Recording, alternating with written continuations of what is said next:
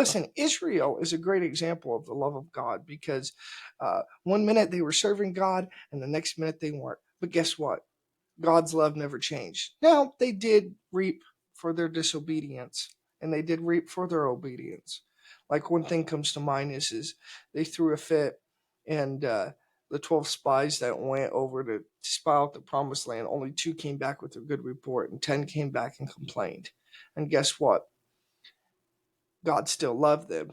Yeah, they did have to, that generation did die out except for 2, which was Joshua and Caleb. And so they were the only ones that got to see the promised land. But that still was the love of God because what? Whom he loves, he disciplines. Whom he loves, he corrects. And so what? His love was still everlasting. It didn't change. And Israel's a perfect example of that throughout history. And that's a great one itself. So, point number 1 was God's love is unconditional. Point number 2 is God's love is everlasting.